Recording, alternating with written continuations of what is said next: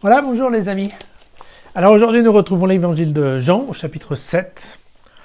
Alors c'est les versets 1 et 2, ensuite le verset 10 et enfin les versets 25 et 30. Dans la suite, Jésus continua à parcourir la Galilée. Il préférait en effet ne point parcourir la Judée où les Juifs cherchaient à le faire périr. Cependant, la fête juive des Tentes était proche. Et lorsque ses frères furent partis pour la fête, il se mit en route lui aussi, sans se faire voir et presque secrètement. Quelques habitants de Jérusalem disaient alors « Mais n'est-ce pas celui qu'on cherche à tuer ? Le voilà qui parle ouvertement et personne ne lui dit rien. Nos chefs auraient-ils vraiment reconnu que c'est lui le Christ ? Mais lui, nous savons d'où il est. Or le Christ, quand il viendra, personne ne saura d'où il est. » Jésus, qui enseignait dans le temple, s'écria « Vous me connaissez et vous savez dont je suis ? Je ne suis pas venu de moi-même, mais il est véridique celui qui m'a envoyé, celui que vous ne connaissez pas. Moi je le connais parce que je viens d'auprès de lui. Et c'est lui qui m'a envoyé. » Alors on cherchait à l'arrêter, mais personne ne mit la main sur lui parce que son heure n'était pas encore venue. Bon. Voilà, quelle histoire. Alors, évidemment, c'est un texte qui a été découpé, il manque des gros morceaux, donc ça donne un petit peu une impression de haché, alors qu'en fait le texte, quand il est dans son ensemble, est très cohérent. Mais on nous a coupé toute une partie de discussion qui existe en fait entre Jésus et les Juifs. Quant à la circoncision, qui peut se faire le jour de sabbat, et qu'est-ce qui peut se faire le jour de sabbat, mais pas qu'est-ce qui ne peut pas se faire, enfin, ce genre de discussion dans lequel nous sommes déjà un peu habitués. Voilà. Ici, Jean nous montre qu'effectivement, Jésus prend des risques à faire tout ça en public. Pourquoi ? Parce que, effectivement, on a déjà vu que dans un certain nombre d'épisodes précédents, on commence déjà à le traiter de blasphémateur, surtout au niveau du Sanhédrin de Jérusalem, puisque vous vous souvenez que les grands miracles, enfin les grands miracles si on veut, mais enfin, la guérison de l'aveugle de naissance, la guérison du paralytique à la fontaine, vous vous souvenez que tout ça, ça se termine assez mal en fait. Le Sanhédrin et les chefs des Juifs en ont un peu marre de ce Jésus qui, entre autres, fait des signes et guérit le jour du sabbat. D'accord ?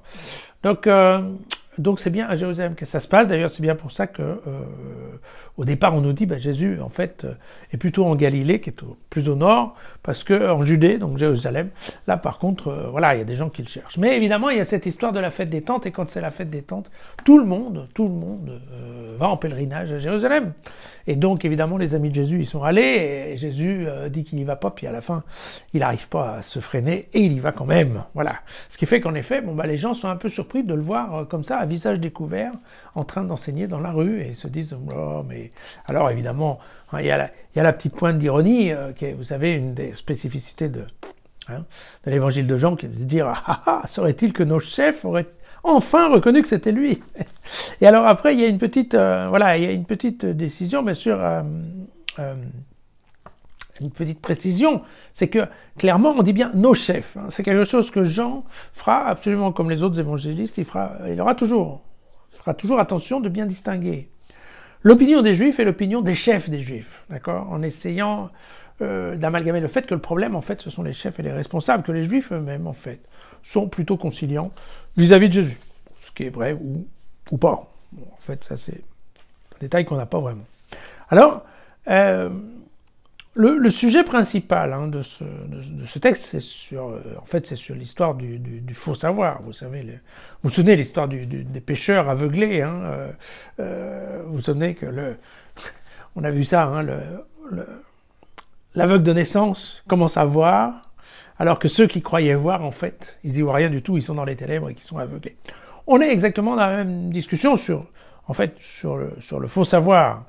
Et alors, ce qu'il faut savoir, c'est qu'à l'époque, les Juifs, concernant la question du Messie, il y avait un point qui était clair, c'est que les Juifs ne savaient pas d'où allait venir le Messie.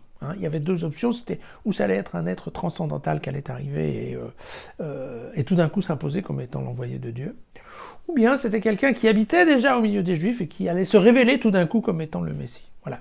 Mais, par définition, on ne sait pas d'où vient le Messie. Et donc là, c'est pour ça que vous avez ce commentaire. Ah oui, mais celui-là, on sait d'où il vient, parce que, effectivement, Jésus, on sait qu'il est né de Marie, et que c'était à Bethléem. Alors, ouais, si celui-là, on sait d'où il vient, il ne peut pas être le Messie. Voilà, un raisonnement, par l'absurde peut-être, mais qui fonctionnait assez bien. Et puis, la question du savoir, elle est liée, en fait, à une autre question qui est toujours très permanente. Chez Jean, d'ailleurs, on va le voir dans prochains épisodes. Dans l'évangile de Jean, c'est ce qu'on appelle une christologie haute. Je crois que je vous ai déjà parlé de ça. La christologie haute, c'est vraiment l'idée que Jésus était auparavant avec son Père.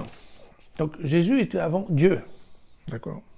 Et donc, et c'est en fait Dieu qui a décidé d'envoyer son Fils sur terre. Voilà. Et il y a une question, ils étaient ensemble et maintenant il est descendu. Voilà.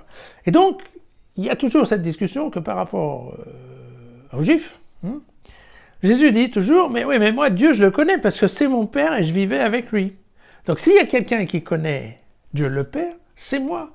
Mais vous, les Juifs, vous arrêtez pas de dire que vous le connaissez, mais vous l'avez jamais vu d'ailleurs. Vous en mêlez les pattes, vous allez voir. On en parlera un peu plus tard. Des fois, il y a un amalgame qui est fait entre Abraham, Moïse, Dieu, voilà. Et là, c'est toujours cette question, n'est-ce pas, qui est « Mais moi, je le connais. Voilà, je ne suis pas venu de moi-même, il est véridique. Celui qui m'a envoyé, que vous ne connaissez pas, moi, je le connais parce que je viens d'auprès de lui. » Ça, c'est très important dans l'évangile de Jean. Vraiment, c'est une des caractéristiques. On verra qu'il y a d'autres évangiles. J'essaierai de vous faire un petit topo là-dessus. C'est ce qu'on appelle la christologie basse, où on dit par exemple que Jésus était né, c'est un homme en fait, tout simplement. On ne sait pas bien qui est le papa, mais c'est pas grave.